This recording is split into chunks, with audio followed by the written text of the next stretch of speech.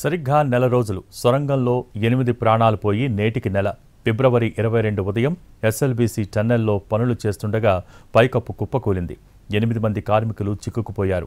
ఈ రోజు వరకు ఎన్ని ప్రయత్నాలు చేసినా వారి మృతదేహాలు దొరకలేదు. ఒక్క గురుప్రీత్ సింగ్ మృతదేహం మాత్రమే బయటకు తీసుకురాగలిగారు.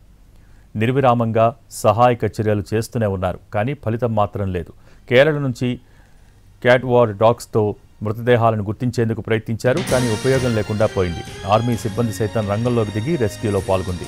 ర్యాట్ హోల్ మైనర్స్ని సైతం పిలిపించి సహాయక చర్యలు చేపట్టారు. అయినప్పటికీ లాభం లేకుండా పోయింది.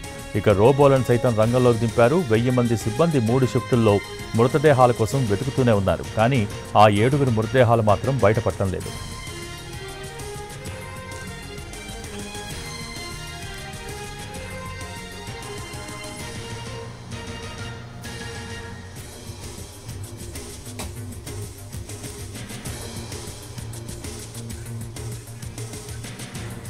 భారీగా పేరుకుపోయిన బురద, నీటి ఊట రెస్క్యూకి అడ్డంకిగా మారాయి. మట్టి తొలగిస్తే పైకప్పు కుప్పకూలే ప్రమాదం ఉంది. దీంతో డేంజర్ జోన్లోకి వెళ్లి సహాయక చర్యలు చేపట్టలేని పరిస్థితి ఏర్పడింది. సొరంగంలో 13.85 కిలోమీటర్ వద్ద పైకప్పు కూలింది. మట్టి, బురద, సీసీ సెగ్మెంట్స్, నీరు, టీబీఎం మిషన్ శిథిలాలన్నీ సొరంగంలో 11వ కిలోమీటర్ నుంచి 13.85 కిలోమీటర్ వరకు పేరుకుపోయాయి. నిమిషానికి 5000 లీటర్ల నీటి ఊట వస్తుండటంతో తడిసిన మట్టి గట్టిగా మారింది.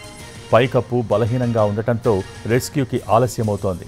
దేశంలోనే అత్యుత్తమ కేంద్ర, రాష్ట్ర ఏజెన్సీల బృందాలు 24 గంటల సేపు షిఫ్టుల్లో పనిచేస్తున్నా మృతదేహాల జాడ తెలియటం లేదు. అయితే నీటి ఉధృతి పెరుగుతూ ఉండటంతో రెస్క్యూ కష్టంగా మారింది. ఆర్మీ, నేవీ, ఎన్డీఆర్ఎఫ్, ఎస్డీఆర్ఎఫ్లు సహాయక చర్యల్లో పాల్గొంటున్నాయి. ప్లాస్మా కట్టర్స్, ర్యాట్ హోల్ మైనర్స్తో పాటు సింగరేణి కార్మికులు నిరంతరం శ్రమించి టీబీఎం మిషన్ను కట్ చేసేందుకు ప్రయత్నిస్తున్నాయి. నీటి ఊట ఎక్కువగా వస్తుండటంతో డీప్ వాటరింగ్ కోసం కొత్త మోటార్లను సైతం తెప్పించారు. ఇక మృతదేహాలను బయటకు తీసేందుకు నెల రోజుల నుంచి నిరంతరం శ్రమిస్తున్నారు రెస్క్యూ సిబ్బంది.